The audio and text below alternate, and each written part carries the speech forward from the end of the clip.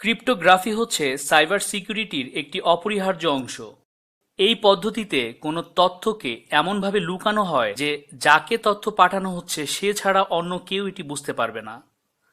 তাই ক্রিপ্টোগ্রাফির মাধ্যমে ডেটাকে নিরাপদে সংরক্ষণ ও প্রেরণ করা যায়। বর্তমান ডিজিটাল যুগে networking, online banking, e commerce transaction থেকে শুরু করে সব কিছুতেই অনলাইন নিরাপত্তার জন্য ক্রিপ্টোগ্রাফি ব্যবহৃত হচ্ছে। আপনি যদি ইথিক্যাল হ্যাকিং ও সাইবার সিকিউরিটি নিয়ে আগ্রহী হন, তাহলে অবশ্যই আপনাকে ক্রিপ্টোগ্রাফি সম্পর্কে ভালো ধারণা রাখতে হবে।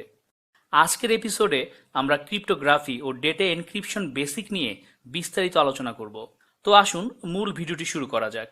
তার আগে চ্যানেলে নতুন হলে অবশ্যই সাবস্ক্রাইব করে রাখুন। Man in the middle attack হচ্ছে একটি হ্যাকিং মেথড। এই মেথডে হ্যাকার তথ্য প্রেরক ও গ্রাহকের মাঝখানে ঢুকে পড়ে এবং সেন্সিটিভ তথ্য হাতিয়ে নেয়। তাই ইন্টারনেটে তথ্য আদান প্রদান করার সময় তথ্যের নিরাপত্তার উদ্দেশ্যে ক্রিপ্টোগ্রাফি কৌশল ব্যবহার করা হয়। ক্রিপ্টোগ্রাফি নিয়ে বিস্তারিত বলার আগে আসুন এর একটা সংক্ষিপ্ত ইতিহাস জেনে নেওয়া যাক। ইংরেজি ক্রিপ্টোগ্রাফি শব্দটি এসেছে গ্রিক শব্দ ক্রিপ্টোস থেকে, যার অর্থ হচ্ছে লুকানো। ক্রিপ্টোগ্রাফিকে আমরা বাংলায় বলতে পারি তথ্য গুপ্তীকরণ বিদ্যা।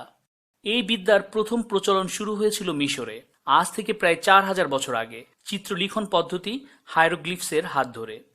তবে আধুনিক ক্রিপ্টোগ্রাফির প্রথম ব্যবহার করেছিলেন রোমান সম্রাট জুলিয়াস সিজার, তাও প্রায় 2000 বছর আগের কথা। তিনি তার গভর্নর ও অফিসারদের সাথে যোগাযোগ করার সময় তার বার্তাবাহকদের বিশ্বাস করেননি। তাই তিনি এমন একটি পদ্ধতি তৈরি করেছিলেন যাতে তার চিঠিগুলোর প্রতিটি অক্ষরকে রোমান বর্ণমালা অনুসারে ওই অক্ষরের আগের 3 নম্বর অক্ষর দিয়ে প্রতিস্থাপন করা হয়েছিল। এই সূত্রটি কেবল সম্রাট আর গভর্নররা জানতেন। গভর্নররা এই সাংকেতিক চিঠির গোপন অর্থ বের করার জন্য আবার প্রতিটি অক্ষরকে রোমান বর্ণমালা অনুসারে ওই অক্ষরের পরের 3 নম্বর অক্ষর দিয়ে প্রতিস্থাপন করে নিতেন। এভাবে তারা পাঠোদ্ধার করে নিলেও সূত্র না জানার কারণে চিঠির রহস্য ভেদ করা বার্তাবাহকদের কাছে ছিল অসম্ভব। পরবর্তীতে ইতিহাসে অসংখ্যবার ক্রিপ্টোগ্রাফির ব্যবহার করা হয়েছে। 1920 থেকে 1970 সাল পর্যন্ত ক্রিপ্টোগ্রাফির ব্যাপক প্রচলন ঘটে। বিশেষ করে দ্বিতীয় বিশ্বযুদ্ধে এর প্রচুর ব্যবহার দেখা গেছে। এরপর সময়ের সাথে সাথে এটি হয়ে উঠেছে আরও উন্নত এবং জটিল। বর্তমানে mathematics, computer science, electronic engineering এবং সাইবার সিকিউরিটিতে ক্রিপ্টোগ্রাফি ব্যাপকভাবে ব্যবহৃত হচ্ছে।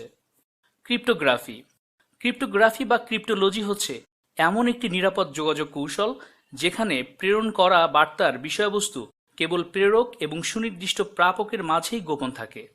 এই পদ্ধতিতে একটি বোধগম্য প্লেন টেক্সটকে কোনো এনক্রিপশন অ্যালগোরিদম ব্যবহার করে সাইফার টেক্সটে পরিণত করা হয় এবং প্রাপকের কাছে পাঠানো হয়। বার্তাটি পাওয়ার পর প্রাপক আবার ওই সাইফার টেক্সটকে প্লেন টেক্সটে কনভার্ট করে গোপন বার্তাটির পাঠোদ্ধার করে নেয়। ক্রিপ্টোগ্রাফির মাধ্যমে মাঝপথে ডেটাকে চুরি, পরিবর্তন, আনঅথরাইজড অ্যাক্সেস ও হ্যাকিং থেকে সুরক্ষা প্রদান করা যায়। ডেটার যথার্থতা ও গোপনীয়তা বজায় রাখা যায়। ক্রিপ্টোগ্রাফি একটি জটিল ও ব্যাপক বিষয়। এটি নিয়ে পড়াশোনা করে আলাদা ডিগ্রি পর্যন্ত অর্জন করা যায়। যারা ক্রিপ্টোগ্রাফি নিয়ে গবেষণা করে তাদেরকে বলা হয় ক্রিপ্টোনালিস্ট। ক্রিপ্টোগ্রাফিকে বুঝতে হলে প্রথমে আমাদের ক্রিপ্টোগ্রাফির সাথে সম্পর্কিত কিছু বেসিক টার্ম বুঝে নিতে হবে, যেমন plane text, cipher text, encryption, decryption, algorithm, কি ইত্যাদি। প্লেন টেক্সট: প্রেরক যে তথ্য প্রাপকের কাছে পাঠাতে চান সেই বোধগম্য মূল বার্তাটি হলো প্লেন টেক্সট। যেমন ধরুন, প্রেরক প্রাপকের কাছে যে বার্তাটি পাঠাবে সেটি হলো আমাদের ক্যানভাস, তাই এটাই হচ্ছে আমাদের প্লেন টেক্সট। এখন এই মেসেজটিকে আমাদের এনক্রিপ্ট করতে হবে। এবার জানা যাক এনক্রিপশন জিনিসটা কি। এনক্রিপশন কোনো প্লেন টেক্সটকে দুর্বোধ্য একটা রূপ দেওয়ার প্রক্রিয়াকে বলে এনক্রিপশন। এনক্রিপশন প্রক্রিয়ায় প্লেন টেক্সটকে এমনভাবে পাল্টে দেওয়া হয় যে নির্দিষ্ট প্রাপক ছাড়া তৃতীয় কোনো ব্যক্তি ওই বার্তাটি পেয়ে গেলেও আসল অর্থ বুঝতে পারবে না। সাইফার টেক্সট: এনক্রিপশন প্রক্রিয়ায় সাংকেতিক রূপান্তরের মাধ্যমে প্লেন টেক্সটকে যে অবোধগম্য বার্তায় পরিণত করা হয় তাকে বলে গুপ্ত বার্তা বা সাইফার টেক্সট। অর্থাৎ এনক্রিপ্টেড মেসেজটি হচ্ছে সাইফার টেক্সট। যেমন আমাদের প্লেন টেক্সট আমাদের ক্যানভাসকে আমরা একটি দুর্বোধ্য সাইফার টেক্সটে পরিণত করেছি। ডিক্রিপশন: সাংকেতিক সাইফার টেক্সটকে আবার পাঠযোগ্য প্লেন টেক্সটে পরিণত করে মূল বার্তায় ফিরিয়ে নেওয়ার প্রক্রিয়াকে বলা হয় ডিক্রিপশন। অ্যালগোরিদম যে গাণিতিক পদ্ধতি ব্যবহার করে প্লেন টেক্সটকে সাইফার টেক্সটে অথবা সাইফার টেক্সটকে প্লেন টেক্সটে রূপান্তর করা হয় তাকে বলে অ্যালগোরিদম। ফাংশন, কি সাইজ এবং রূপান্তর প্রক্রিয়ার ভিন্নতা অনুযায়ী অনেক ধরনের অ্যালগোরিদম আছে। এদের শক্তিমত্তা ও প্রয়োগ ক্ষেত্রও হয়ে থাকে ভিন্ন ভিন্ন। সিক্রেট কি এনক্রিপশন ও ডিক্রিপশনের সময় একটি গোপন সংকেত বা পদ্ধতি ব্যবহার করা হয় যা শুধুমাত্র বার্তা প্রেরক ও গ্রাহকের জানা থাকে। এটিকে বলা হয় কি। কারেক্ট কি ছাড়া মূল বার্তার পাঠোদ্ধার করার সম্ভাবনা 1 ট্রিলিয়ন বারে একবার, যা মোটামুটি অসম্ভবের কাছাকাছি।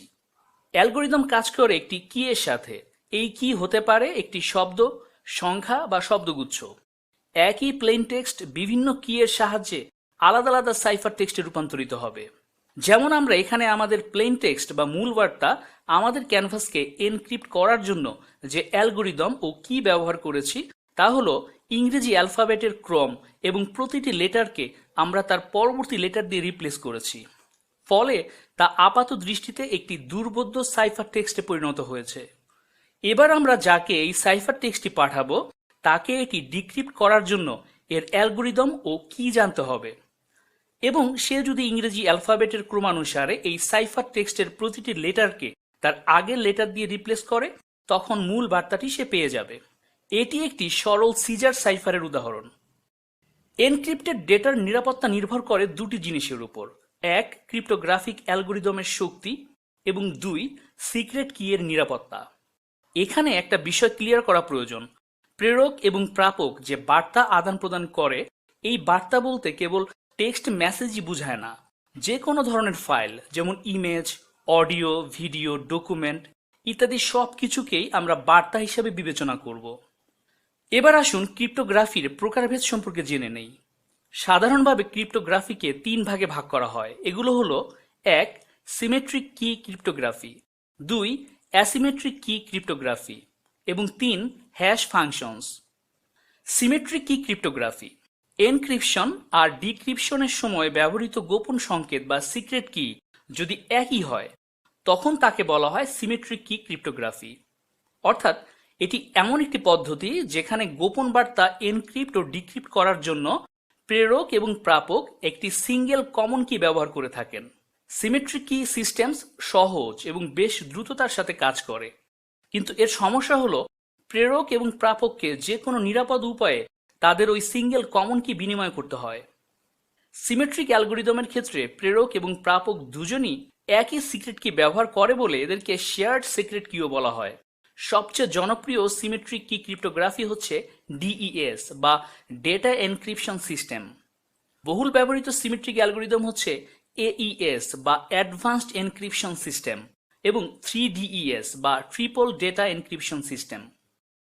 সিমেট্রিক কি ক্রিপ্টোগ্রাফি 2 ধরনের হয়ে থাকে: 1 ব্লক অ্যালগোরিদম এবং 2 স্ট্রিম অ্যালগোরিদম। অ্যাসিমেট্রিক কি ক্রিপ্টোগ্রাফি এনক্রিপশন আর ডিক্রিপশনের সময় যদি ভিন্ন দুটি গোপন সংকেত বা সিক্রেট কি ব্যবহার করা হয় তখন তাকে বলা হয় অ্যাসিমেট্রিক কি ক্রিপ্টোগ্রাফি। এখানে বার্তা প্রেরক এনক্রিপশনের জন্য যে কি ব্যবহার করেন তাকে বলা হয় পাবলিক কি, এবং প্রাপক ডিক্রিপশনের জন্য যে কি ব্যবহার করেন তাকে বলা হয় প্রাইভেট কি। পাবলিক কি এবং প্রাইভেট কি সম্পূর্ণ ভিন্ন হয়। তাই পাবলিক কি তৃতীয় কোনো ব্যক্তি জেনে গেল সে ওই সাইফার টেক্সট ডিকোড করতে পারবে না, কারণ সুনির্দিষ্ট প্রাপকের কাছেই কেবল প্রাইভেট কিটি থাকে। অ্যাসিমেট্রিক কি ক্রিপ্টোগ্রাফিকে পাবলিক কি ক্রিপ্টোগ্রাফিও বলা হয়। জনপ্রিয় কিছু অ্যাসিমেট্রিক অ্যালগোরিদম হচ্ছে আরএসএ, ইসিসি, ইআই গ্যামাল ইত্যাদি।